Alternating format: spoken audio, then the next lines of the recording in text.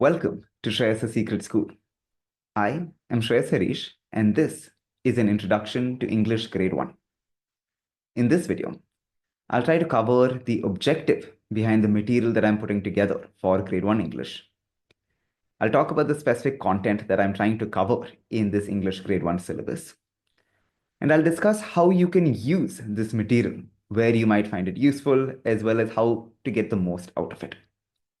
And finally, I'll let you know how you can provide your feedback to me so that I can make this material as interesting and useful to you as possible. Starting off with the objective.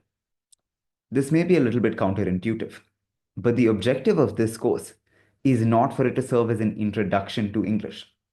This is rather for English as a first language, and a first language is usually learned through immersion and exposure. So the expectation here is that the learner would already know at least the basics of English. After all, instruction here is going to be entirely in English.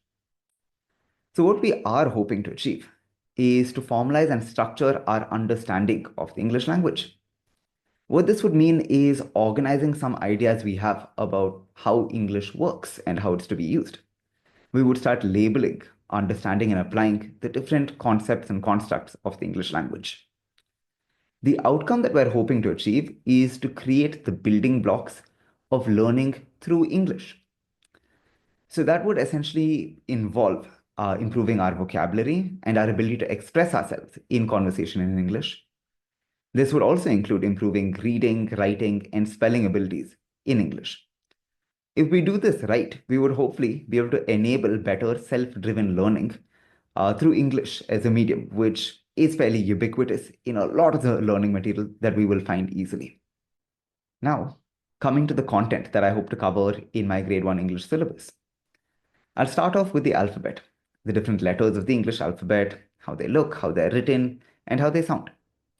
We'll then piece together how these letters sound when they're put together in words or how to pronounce words. Importantly, we'll also talk about what to do when in doubt, when you're trying to learn how to pronounce a new word. We'll then just about touch upon grammar, really just what grammar means and how it impacts the language. But we will get a little bit into punctuation, which is perhaps the first part of grammar that really we begin to encounter and start to use when we're learning a language.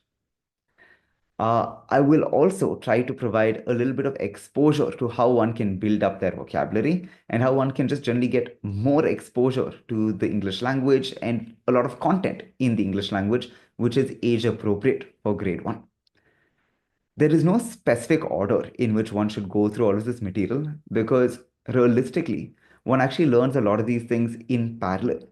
So feel free to jump around and just go to the topics that you find interesting or useful. A lot of the topics that I've mentioned here are essentially drawn from the National Curriculum Framework draft in 2023.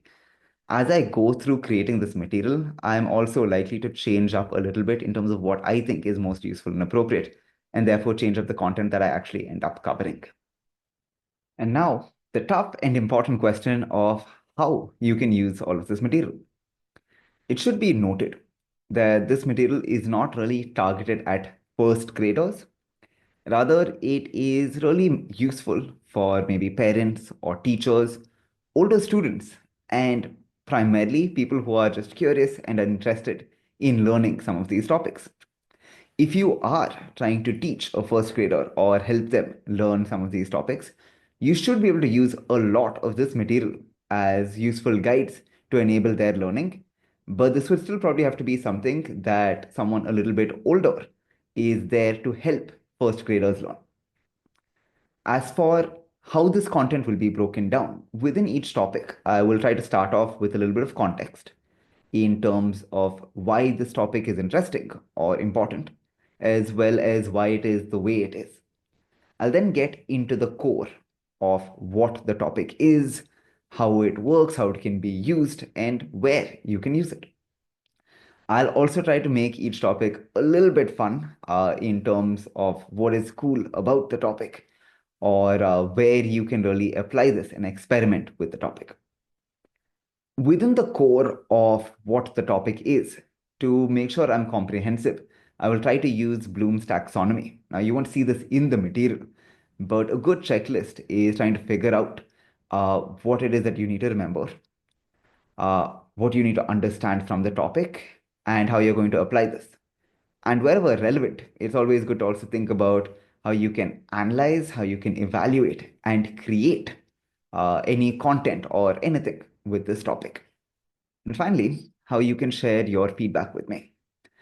You'll see a QR code to the Google form through which you can share your feedback with me. It'll be super useful if you can also share in this Google form the link to the material on which you're providing feedback so that I know where and how to incorporate it.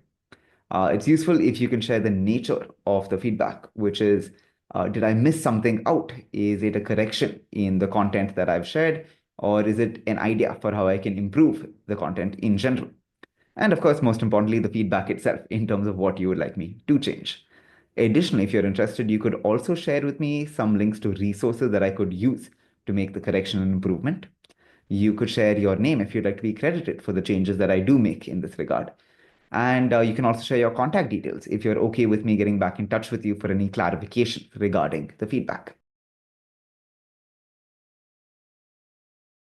If you enjoyed this video, click the like button to see more videos just like this one. You could also share this video to spread the idea of open source learning. And it'll be great if you subscribe to the channel to easily find more videos in this series and many others.